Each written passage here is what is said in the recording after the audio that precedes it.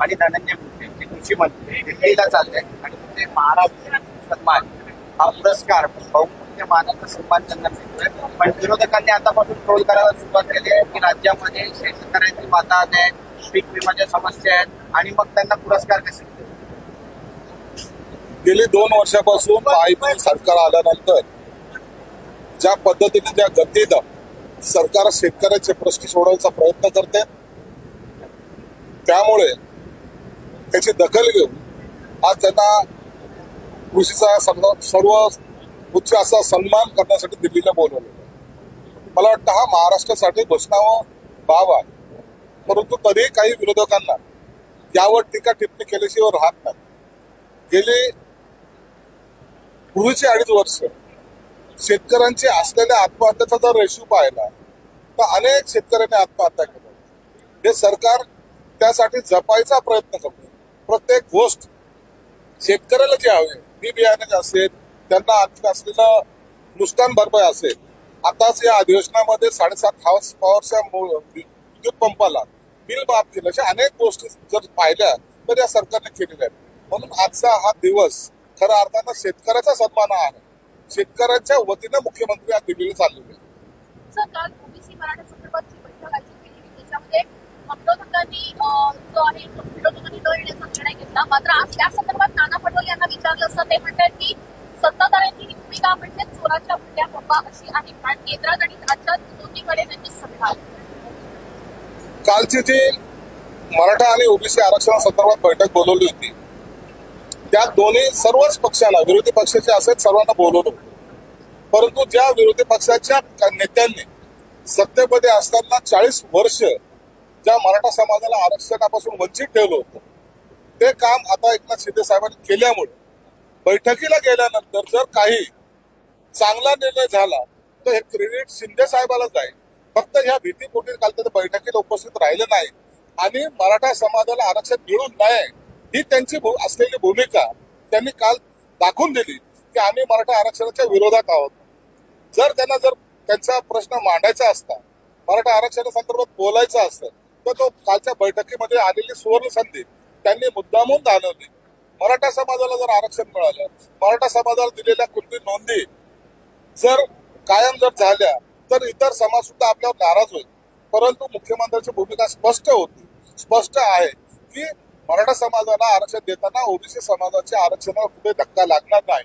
एवढं सर्व स्पष्ट केले असताना सुद्धा जाणून बुजून आम्ही मराठा विरोधी आहात हे काल त्यांनी कृतीतून दाखवून दिलेलं. त्यांचंही म्हणणं आहे की ज्या पद्धतीनं सध्या अनेक आमदार जे आहेत ते हॉटेलमध्ये वास करण्यासाठी त्याच्यावरून त्यांचं असं म्हणणं आहे की आम्हाला त्याची गरज नाही, आम्ही रस्त्यावरची आहोत. त्यांना काय गरज आहे काय नाहीये हा त्यांचा विषय आहे. पक्षाने ठरवलेले ध्येय धोरण त्यानुसारच आम्ही आमचं काम करतो. कोण काय करतो याची चिंता आम्हाला नाही. जरांगेसोबत पुढे उतरला ते काय होतं नेमकं? जरांगेसोबत नेमकी काय चर्चा झाली आणि फडणवीसांची ओबीसी सोबत काय चर्चा झाली ते आधी सांगावं. त्यानंतर मग त्यांनी या संदर्भात जरांगेसोबत जी चर्चा झाली ती काय बंदखोरी झालेली नव्हती. कोकण तो आल झालेली चर्चा आहे ते सर्व माध्यमाला माहिती. काल जी काही बैठक झाली त्या बैठकीमध्ये काय झालं याबद्दल सीएमनी आणि डीसीएमनी दोघांनी त्याच्याबद्दलचे प्रेसिडेंट सर्व सांगितलेले आहे. परंतु बैठकीमध्ये न बसता बाहेरून असं बोलणं याचा अर्थ असा असतो की हे लोक ना मराठा समाजाच्या बरोबर आहेत ना ओबीसी समाजाच्या बरोबर आहेत. यांच्या स्वतःच्या राजकारणापायी यांनी ह्या दोन्ही समाजाला वेठीस धरलेले. रिटर्न प्रकरणामध्ये मिलिंद शहाला अटक केलेली आहे. मात्र राजेश शहाची हकालपट्टी करा अशी मागणी सध्या विरोधक करताना बघायला मिळते. कुठेही कोणताही विषय कुठेही घेऊन जायचा हे त्यांची मानसिकता झालेली. कालही मी सांगितलं होतं की कोणीही असेल, कुणाचाही मुलगा असेल तरी त्याला अटक होईल आणि काही तासानंतर त्याला अटकही झाली. कायदेशीर प्रक्रिया काल पोलिसांनी पूर्ण केली. खरं म्हणजे या प्रकरणामध्ये पोलिसांचं अभिनंदन करायला पाहिजे. कोणताही राजकीय दबाव त्यांच्यावर नव्हता म्हणून ते अटकही करू शकलेत आणि त्याची चौकशी सुद्धा चालू आहे. म्हणून अशा प्रकरणामध्ये राजकीय वळण न देता त्या झालेली दुर्घटना जी आहे त्यांना कसं मदत करता येईल किंवा त्यांचं असलेला डिमांड कशी पूर्ण करता येईल ज्यामुळे त्यांना समाधान मिळेल याकडे आपण लक्ष दिलं पाहिजे. उपनेता पद आहे त्याच्यामुळे विरोधक जास्त आक्रमक. उपनेता पद असलं म्हणून तर त्याच्या मुलाने केलेली चूक त्यांनी काय भोगायची. माझ्या मुलाने जर काय एखादा प्रकार केला असेल त्याची चूक मी का भोगू? आणि म्हणून त्याचा राजकीय सांगड लावू नका. कुणाच्या हाताने दुर्घटना होऊ शकते, ज्याच्या हाताने ती होईल त्यांना हे शिक्षाही दिल्या जाईल.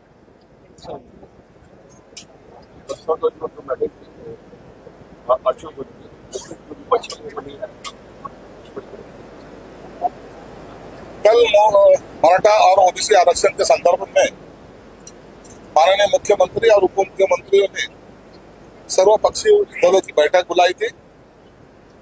ये बैठक को जो विरोधी पक्ष के जो नेतागण थे वो आए नहीं. वो इसलिए नहीं आए कि जानबूझ के उनको पता है कि शिंदे साहब है, कोई अच्छा सा निर्णय लेंगे और उनका क्रेडिट गोज टू शिंदे साहब को जाएगा. तो अपने को अपन वहां जाके बैठ के उनको सपोर्ट किया जैसा होगा, इसलिए कल वो आए नहीं. वो नहीं चाहते मराठा समाज या तो ओबीसी समाज को कोई आरक्षण दे या तो उनकी मांगे सुने. ये जानबूझ के यह राजनीति गए 40 सालों से ये करते आ रहे हैं और उनको पता है कि जो काम अपन ने किए नहीं वो सीधे साथ अगर कर रहे हैं तो लोग जनाधार जो है उनके साथ में जाएगा. उनके साथ में जाने से आने वाले चुनाव में अपने को तकलीफ होगी. इसलिए जानबूझ के वो कल को अनुपस्थित. सर 7 घंटे सर कुछ आरोप है कि 7 घंटे में आरोपी को पकड़ा जाए.